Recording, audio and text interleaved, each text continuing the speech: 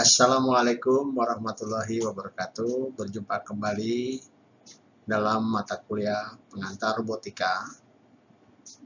Pada sesi kali ini, pengantar robotika akan sesi yang disampaikan adalah materi teknik perancangan robot. Teknik perancangan robot sangat penting di dalam satu modul pengantar robotika. Untuk itu, saya mulai untuk teknik perancangan robot. Baiklah.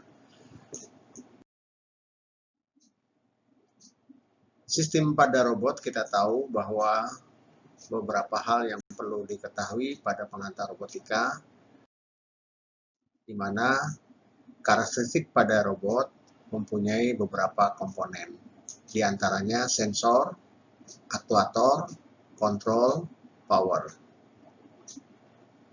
Perlu diketahui, 4 dari komponen tersebut, karakteristik robot tersebut saling mempunyai ketergantungan dan juga berhubungan satu dengan yang lain, sehingga menciptakan satu lingkungan yang diinginkan. Jadi karakteristik robot ini mempunyai masukan dari lingkungan, kemudian keluarannya pun juga dengan lingkungan. Lingkungan menjadi masukan sebuah sensor, kemudian masuk ke power, dari power kemudian ke fungsi kontrol, dari fungsi kontrol kemudian ke aktuator, dan seterusnya menjadi keluaran ke posisi lingkungan.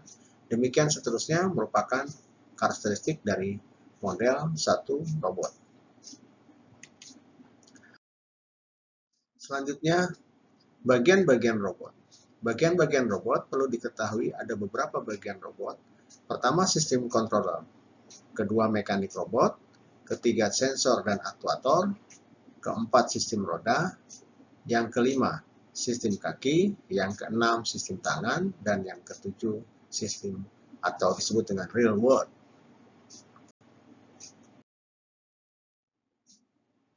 Sistem controller. Sistem controller adalah rangkaian elektronik yang setidak-tidaknya terdiri dari rangkaian prosesor, signal conditioning untuk sensor dan driver untuk aktuator. Bila diperlukan, sistem controller bisa dilengkapi dengan sistem monitor seperti 7 segment, LCD ataupun CRT.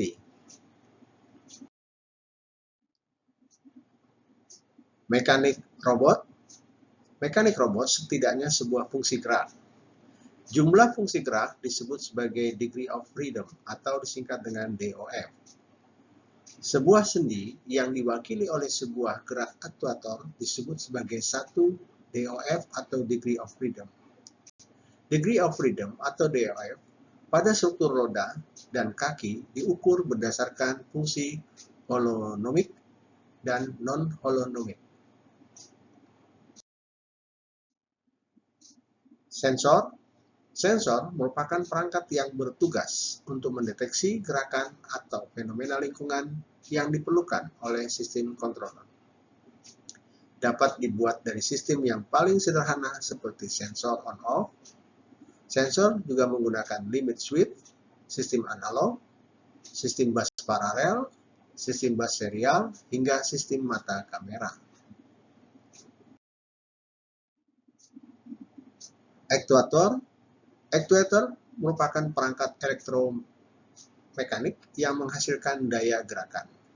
Dapat dibuat dari sistem motor listrik, sistem pneumatik, dan perangkat hidrolik. Untuk peningkatan tenaga mekanik, actuator dapat dipasang sistem gearbox, baik sistem direct gear, sprocket share, ataupun sistem wire roller. Sistem roda merupakan sistem mekanik yang dapat menggerakkan robot untuk berpindah posisi. Dapat terdiri dari sedikitnya sebuah roda atau sebuah roda penggerak, dua roda diferensial, 3 roda, 4 roda, ataupun lebih. Sistem kaki. Pada dasarnya, sistem kaki adalah gerakan roda yang didesain sedemikian rupa hingga memiliki kemampuan gerakan seperti makhluk hidup. Sistem dua kaki seperti manusia. Robot binatang atau disebut dengan animaloid seperti serangga, di mana dengan jumlah kaki bisa lebih dari 8. Sistem tangan. Sistem tangan dalam konteks mobile robot, bagian tangan ini lebih dikenal sebagai manipulator. Manipulator yaitu sistem gerak yang berfungsi memanipulasi objek. Pada robot industri, fungsi berupa perputaran, tracking, ataupun mengaduk. Dalam hal ini disebut kontrol proses. Real world.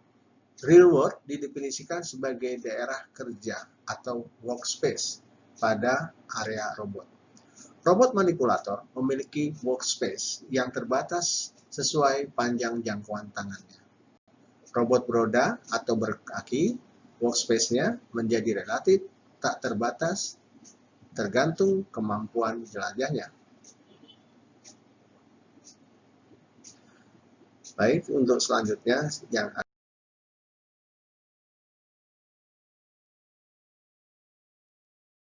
saya jelaskan mengenai bahan dasar robot. Nah, bahan dasar robot ada beberapa jenisnya mengenai untuk pembuatan bahan dasar tersebut. Pemilihan bahan dasar robot bisa karakteristik 1 ringan, kuat, 3 anti karat, 4 mudah diolah, 5 mudah digabung. Jenis bahan robot bisa terdiri dari atau salah satu diantaranya adalah kayu, logam, aluminium, baja, perunggu, kuningan, tembaga, bahan sintetis, bahan komposit, dan karton. Penjelasan mengenai bahan pembuatan robot untuk kayu. Kayu memungkinkan adalah sebuah bahan yang terbaik untuk robot. Kenapa? Kayu cukup ringan, cukup kuat, mudah dibentuk, harganya murah, dan mudah didapat. Berguna untuk prototyping dan sebagai bantuan dalam mengerjakan bagian berbahan logam atau plastik. Kayu. Alasan utama mengapa tidak banyak robot yang terbuat dari banyak kayu adalah karena kayu tampaknya tidak cocok dalam menggambarkan sebuah mesin berteknologi tinggi atau robot. Kayu berguna bagi robot berukuran kecil atau sedang, prototyping, dan sebagai bantuan pembangunan. Selanjutnya aluminium. Aluminium berguna untuk robot berukuran kecil atau sedang. Berguna untuk bagian non-beban bantalan di robot besar. Tidak sangat bagus untuk bantalan. Panduan dari aluminium disebut duralinium, hampir sekuat baja, menjadikan pilihan tepat untuk pembuatan robot. Selanjutnya adalah baja. Baja berguna untuk robot besar dan robot yang direncanakan beroperasi dalam kondisi yang kasar. Terlalu berat untuk robot berukuran kecil atau sedang. Selanjutnya adalah perunggu dan kuningan. Perunggu sangat baik untuk bantalan, tetapi terlalu mahal dan berat untuk bahan robot. Kuningan lebih berat, lebih mahal dari aluminium, namun disolder untuk penempelan antar kuningan dapat memungkinkan. Tembaga. Tembaga umumnya tersedia sebagai kawat atau as. Cukup berat, sangat baik untuk mengalirkan arus listrik atau disebut dengan konduktor, berguna untuk bagian-bagian khusus dari dan kabel. Dan selanjutnya bahan sintetis. Bahan sintetis ada ratusan plastik yang berbeda-beda, masing-masing dengan karakteristik penggunaan yang berbeda pula. Kebanyakan bahan sintetis dapat menjadi bengkok bentuknya setelah dipanaskan.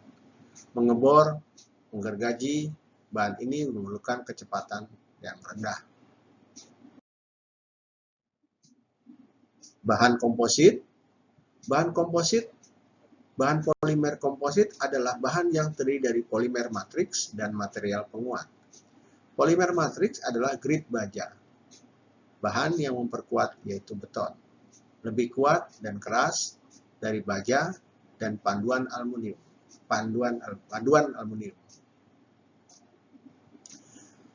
Baik, dan untuk selanjutnya penjelasan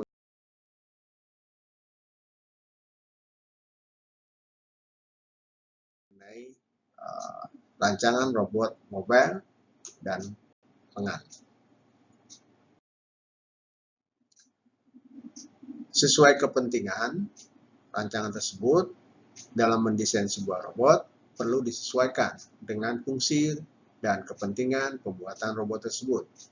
Robot dengan menggunakan sistem roda dan sistem kaki biasanya digunakan sebagai navigasi, gerak yang berpindah atau gerakan berpindah.